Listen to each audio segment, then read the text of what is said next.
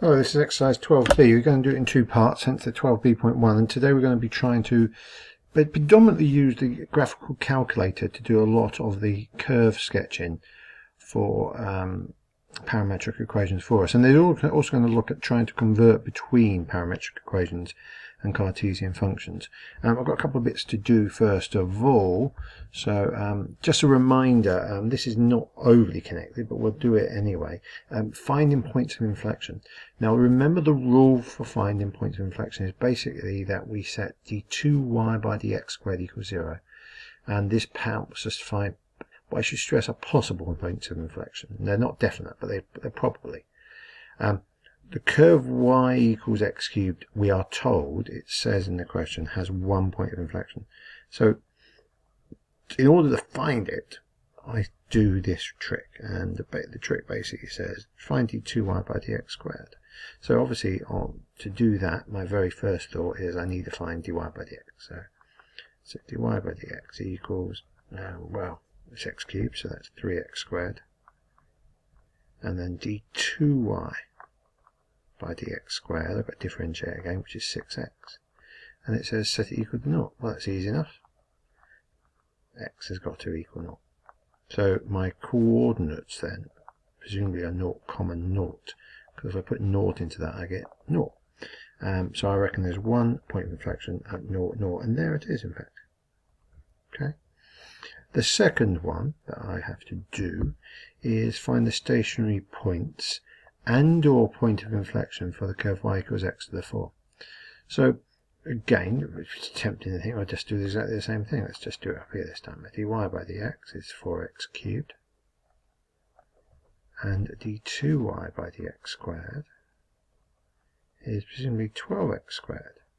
And I've got to set that equal to 0, because that's the rule. d2y by dx squared equals 0. And there's only one solution you're going to get from that. It's 0 again. So the temptation is to think, I've got another point of inflection at 0. Presumably 0, 0 again. But look at the graph. Look at the graph. It's not a point of inflection. It actually turns out to be a minimum point. So just because it looks as if it might be, doesn't mean it will be. And it just gives us an indication of possible points of inflection. Notice the difference in the question as well. It says the curve has 1 point of inflection. Well, I found a point, which was a contender, therefore it had to be. This one didn't. It just said find the stationary points and or points of inflection. So there's a difference in the style of the question. One said there was, and there was. One didn't really give us a clue, and surprise, surprise, there wasn't. So anyway, a reminder for something else we're going to need for this. I want you to pause the video and see if you can write out the right-hand side of these three, actually 5 identities, trigonometric identities. Pause the video now, please. Okay, I hope you've done those, and I'm not going to spend ages on these. This is what you should have written down. Cos squared plus sine squared is 1, 1 plus tan squared is sec squared, and cos 2 theta can be written in all of these 3 different ways. Now, on to the main part of the lesson. Parametric equations, we often use what's called a parameter, and it's usually t or theta, rather than just having x and y. So normally you have an equation, you basically write y equals 2x squared, for instance, and it's just a simple relationship between y and x. But what we're going to do now is introduce a parameter, a third variable if you prefer, which links them together. So for instance, you might say that x is equal to 2t squared and y is equal to 4t. Or you might, on a different example, say that x is 3 cos theta and y is 3 sin theta. Notice how this is, on the face of it, more complicated. You've got 2 equations representing one curve. Both of these are one curve. They tell us just the information in a different version, a different way.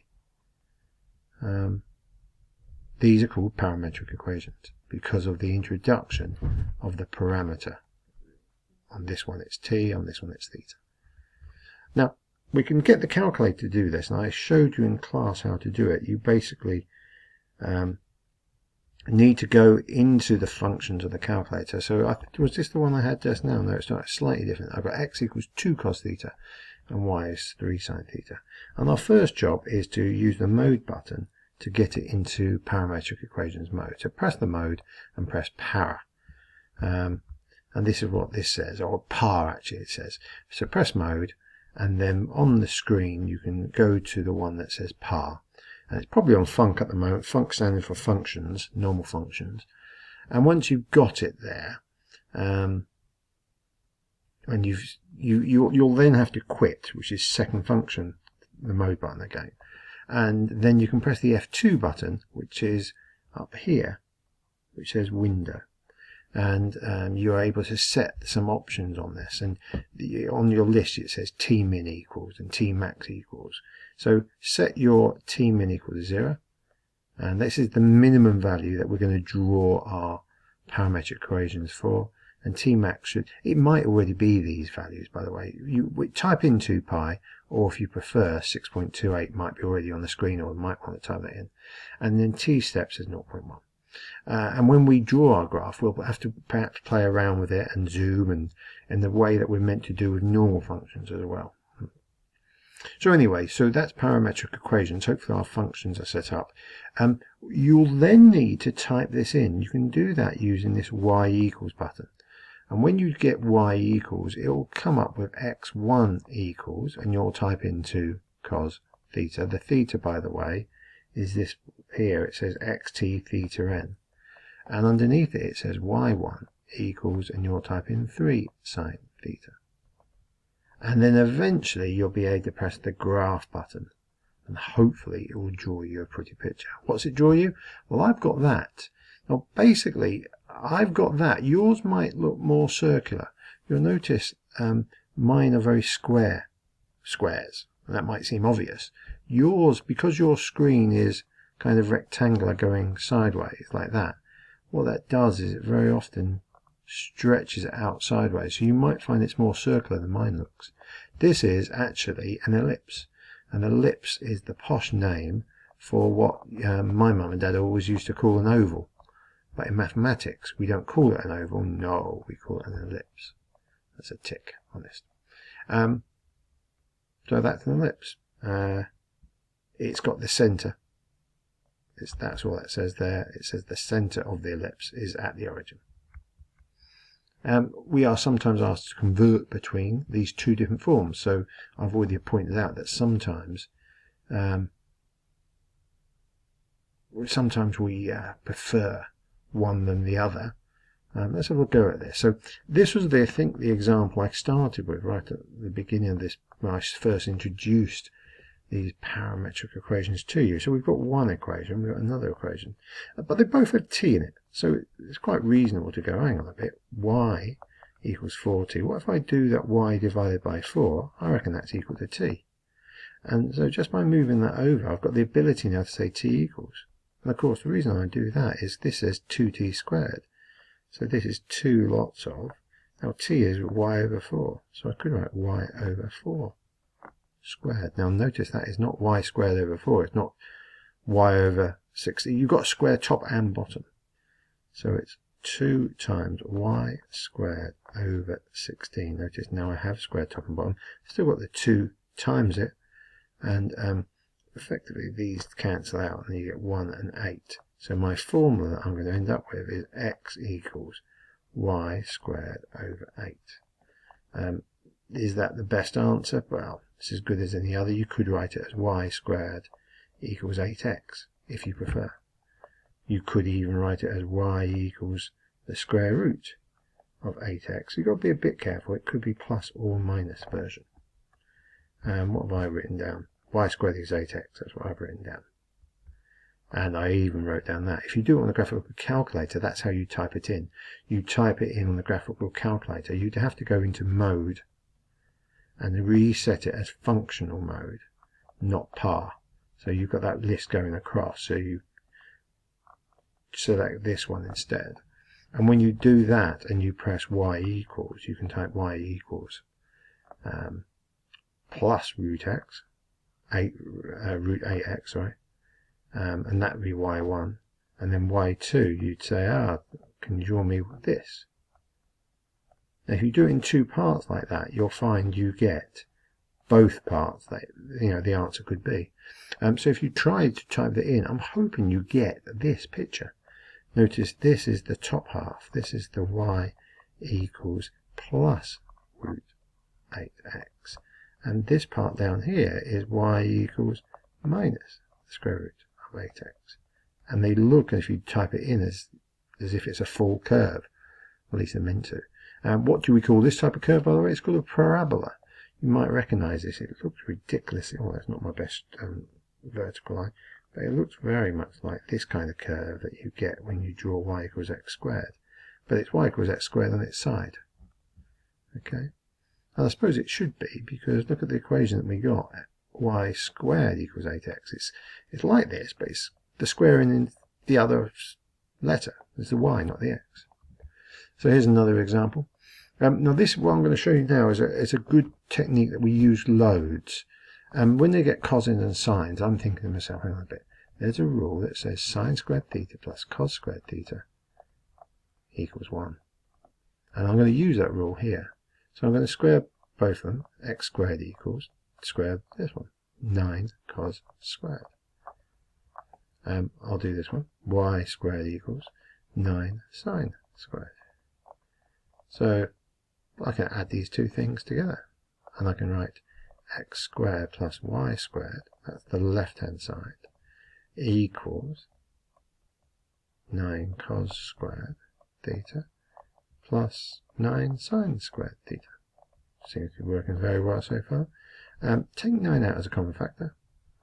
You get cos squared theta plus sine squared theta. I've written it the other way around, but you get the idea that cos squared plus sine squared is 1. So this is like 9 times 1. So in actual fact, this is the equation, x squared plus y squared equals 9. I wonder if you remember what that is. Do you recognize that from GCSE? Also, or you might have seen it with your lessons on circles. This is a circle. It is a radius of 3. It's always the square root of that number. And it's got the centre 0, 0. Okay, perfect. Standard curves that we're meant to recognize. So we've just seen this one. If you ever get x equals r cos theta, y equals r sine theta, that will be a circle. Radius r, center the origin. This is, did we have this type here? We did, didn't we? This was a parabola. So x equals so many t squared, and y equals, well, it says 2at. Notice this, it's been doubled. So I think we had x equals 2t squared and y equals double it, 4t. But that is a parabola, and you're meant to know these things. Notice this looks very much like this, but it's not quite. It's got different numbers. I think we might have seen this as an ellipse. So I'm just highlighting 3 types that you're meant to get your head around, be familiar with. We've got a circle, we've got a parabola, and we've got one that looks like a circle, but it's just kind of longer in one direction. It's called an ellipse. Couple for you to do. I'm going to just start you off. This, I think I'm going to do the same way. I'm going to say x squared equals 16 sec squared theta. Square the second one, y squared equals 4 tan squared theta. Now what did we do right at the start? There was a formula we knew. Well, it was that 1 plus tan squared equals sec squared. So let's write that in. What's 1? What's tan squared equal to? Just rearranging that, I think I get y squared over 4. And sec squared is x squared over 16. So that's actually a good answer. Is it the best answer? Probably not. Move the 1 over. Perhaps then times everything by 4. I reckon that will give me x squared over 4 minus 4. Be interesting to see what the answer is. This second one is more like the one we were doing. I'm going to leave you to do that. I'll give you the answer. That's similar to what I got. I've just rearranged it slightly differently. So that's good. There's the second one, which you hopefully will do for me. Go back to it and see if you get those answers. I've drawn the pictures as well. and that's what we're going to do in class. We'll have a look at all of that properly in class. But exercise 12B, we'll start question 4.